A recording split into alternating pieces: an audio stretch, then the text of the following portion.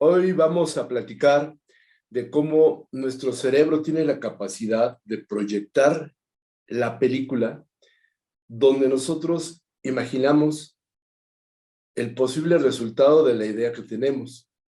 Y ese posible resultado es únicamente uno de millones que podemos descubrir. El día de hoy platicaremos sobre neurociencia, sobre neurodiversidad, neurodivergencia y cómo todo esto nos lleva a entender el proceso de la creación mental y de cómo podemos nosotros establecer un punto de apoyo para poder bajar esa idea que tenemos en la nube y aterrizarla aquí en la Tierra. Soy Paco Vaca y hoy platicaremos de las ideas.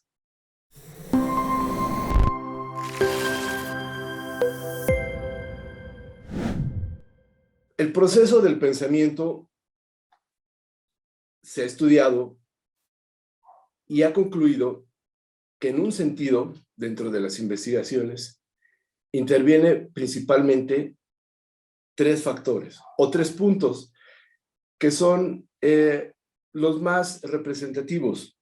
El primer punto se establece cuando llega la idea. El segundo paso es bajar esa idea, poner la bombilla en la mesa, y el tercer paso es quedarse mirando la bombilla para ver cómo ilumina esa luz. En sí es un proceso natural, es el proceso básico de cómo nosotros logramos entender el entorno que nos rodea, pero también la posibilidad de influir en él. Aquí es cuando de pronto podemos nosotros entender que el procesamiento del pensamiento es único para cada cerebro.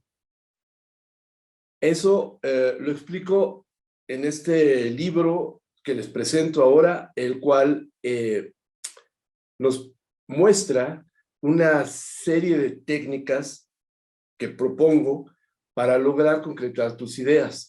El libro se llama Cocinando Ideas.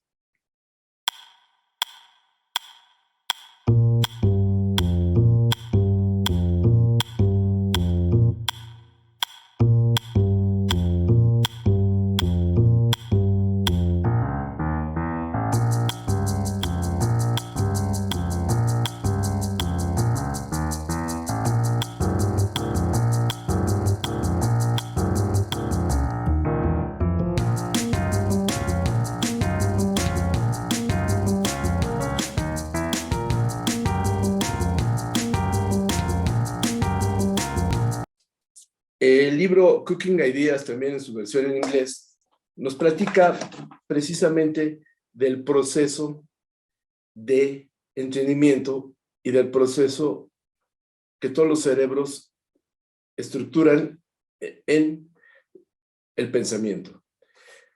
El estudio de la neurociencia surge a partir de los años 90, donde una socióloga de nombre Judy Singer establece los parámetros de estudio. La neurociencia es prácticamente un estudio enfocado hacia el comportamiento del cerebro y el sistema nervioso. Sin embargo, al paso del tiempo, se ha descubierto que cada cerebro tiene la capacidad de procesar la información de diferente manera. Esto los hace únicos. Hace único el cerebro de cada persona y a su vez hace único el proceso de entendimiento. Por lo tanto, estructuralmente miramos el mismo fenómeno de distintos ángulos. Y frente a ese mismo fenómeno, cada proceso tiene la capacidad de separar cada una de las fuentes de emisión, de los factores que están manifestándose a partir del evento, del fenómeno que se está mirando. Eso, cada cerebro lo procesa diferente y es la información que llega directamente. Por lo tanto, como dice ese dicho, que cada cabeza es un mundo, aquí podemos confirmar que cada cerebro es una realidad distinta. Por lo tanto, no hay mejor ni mayor cerebro, ya que al final el cerebro como tal es el receptáculo de todos los procesos informativos que hemos logrado ir acumulando a lo largo de nuestra existencia. Sin embargo, la información que tiene el cerebro es muy diferente a la información que llega directamente a la conciencia. En la conciencia es donde se manifiestan las ideas, que aquí podríamos entrar en un paralelismo quizás hasta filosófico, del cual ahora no quisiera abordar. Sin embargo, tenemos dos estructuras en el pensamiento, el que es en sí la parte formal, lo que es la parte estructural, que sería todo el proceso cerebral donde se establecen las conexiones neuronales, pero el proceso de sinergia electrónica que se da dentro del cerebro surge a partir de una motivación. Y esa motivación, para que sí lo entendamos un poco, es bajar de la nube la información al programa que tenemos en sí en el cerebro. Bueno, ese proceso es muy interesante, ya que parte principalmente de un elemento que tiene que ser necesariamente estudiado, y este es la emoción. La emoción podemos entender como emotion en el inglés, proviene de electronic motion, que vendría siendo un sincretismo de emoción electrónica o electromagnética, ya que parte desde lo que nos mantiene vivos, que es esa chispa, que al final se determina como electricidad en nuestro cuerpo. En la medida en que nosotros logremos manejar esa electricidad, ese electromagnetismo, va a ser la medida en que nosotros logremos acercarnos por una ley básica de resonancia electromagnética, frecuencias similares. Por eso es bien importante entender, cuando llega la idea, qué factores nos están motivando a descifrarla y poderla llevar a cabo. Tenemos que tener en cuenta, a partir de este momento, 7 pasos que yo sugiero para que logremos, en una manera muy simple, poder establecer un proceso de pensamiento lógico que nos lleve desde el principio hasta el final y poder establecer que el pensamiento que tuvimos, que la idea que nos llegó, tiene que estar al final estructurada, finalizada, concretada y terminada. Porque entendamos que todo pensamiento tiende a materializarse. Cuando surge, se queda ahí y empieza a flotar. Y alguien más lo recibe y lo materializa. Entonces, las ideas están constantemente flotando todo el tiempo, porque bajo este símil que les presenté al principio, se encuentran en la nube. Y cualquiera que tenga el programa para poder hacer el download, bajarla a la computadora, tendrá la posibilidad de trabajarla y de manifestarla. A continuación, les daré 7 sencillos pasos para poder entender el proceso del pensamiento y de cómo la idea llegará a manifestarse tarde o temprano. Y si es tu idea y la logras manifestar, pues qué mejor. Va a ser un logro de tu conciencia.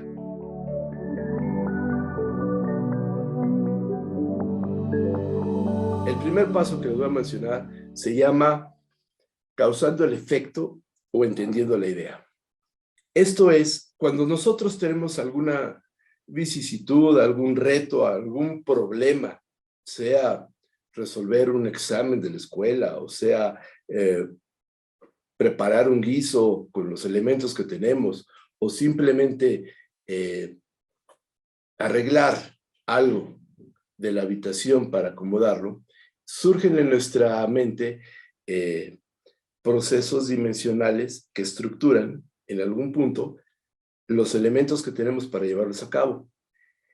Ese es el paso número 1, donde tú dimensionas la idea y también de manera natural tu cerebro procesa en distintas velocidades, distintas opciones para resolverlo. Aquí, lo más importante es tener en cuenta que todo estímulo que estés recibiendo como idea, puedas tú establecerlo dentro de un patrón lógico para poderlo desarrollar.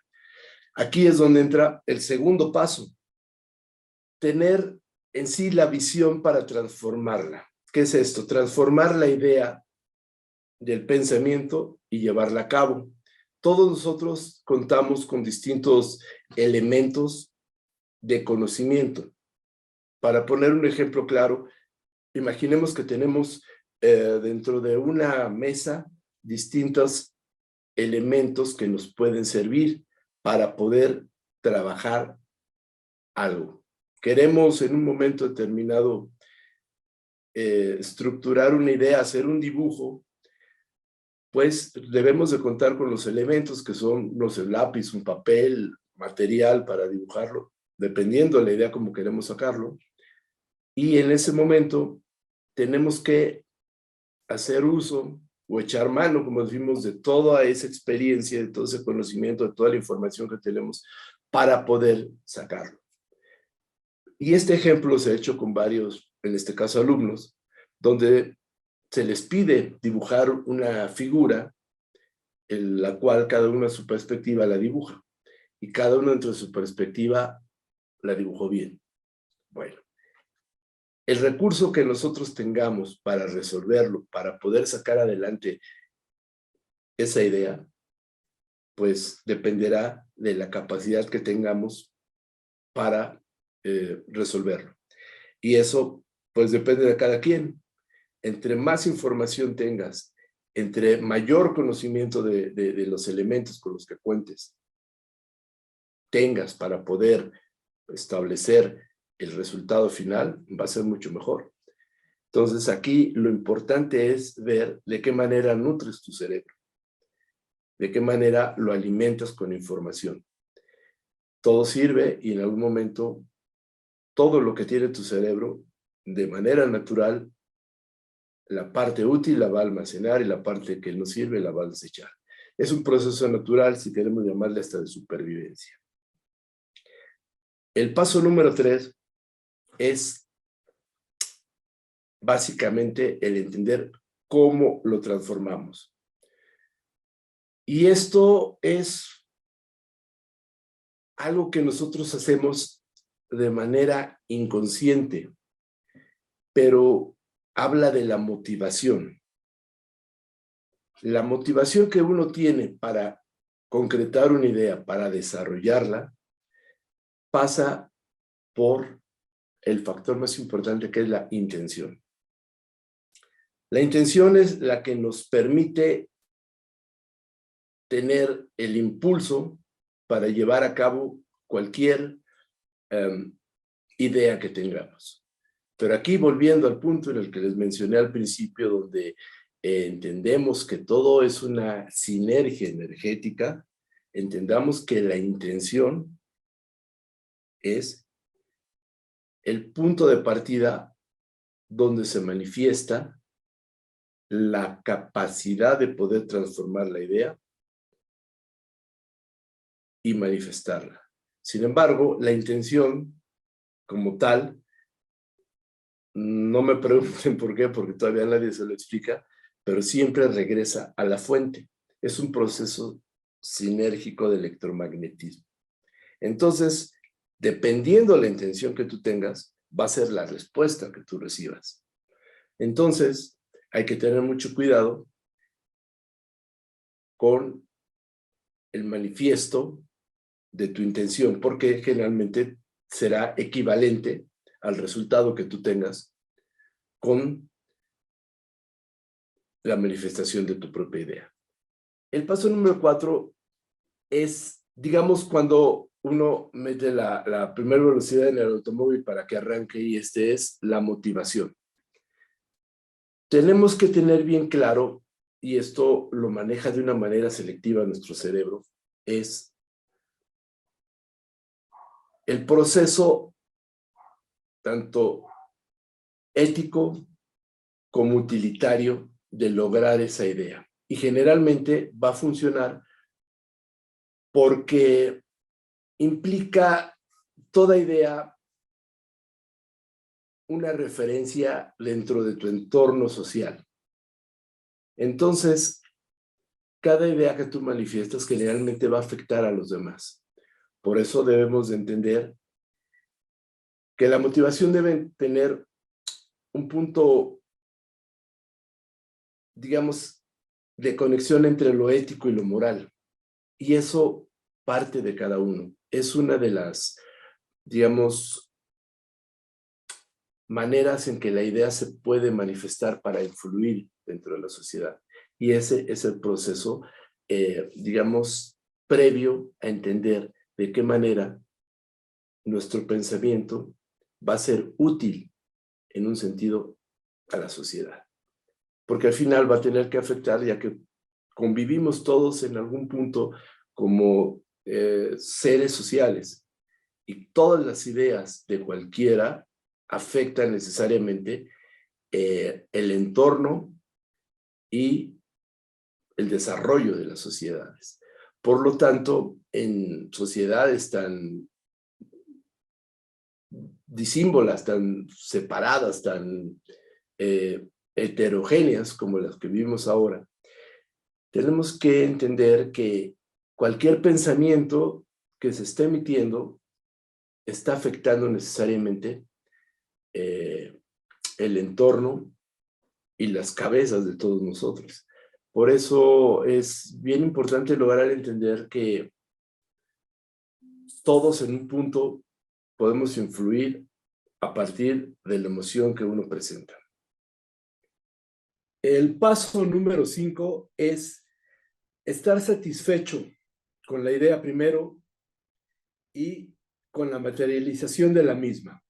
Esto quiere decir que el esfuerzo que tú hiciste haya sido fructuoso, que haya llegado a su fin y que en realidad haya sido el mejor esfuerzo que hayas hecho para que tu trabajo tenga la mayor calidad o la mayor representación, así como te comenté al principio, sea únicamente en un guiso, en acomodar la habitación o en desarrollar algo que aún no existe, pero va a estar manifiesto. El paso número 6 es el que más me gusta. Sentarte a tomar un café y reflexionar acerca de lo que estás viendo frente a ti, que es tu idea ya proyectada, en un papel, en una estructura, y analizarla. Entender al final que eso que proyectó tu mente en algún momento dentro de tu cabeza y que ahora está ahí puesto enfrente de ti en tu escritorio o en tu mesa de trabajo, ha sido el resultado del proceso de creación. Y esto, así, a partir de la mente, es como se manifiesta la creación de todo lo que vemos. Somos un entramado de pensamientos, una red de ideas que están ahí, puestas y dispuestas para aquel que pueda verlas y pueda manifestarlas.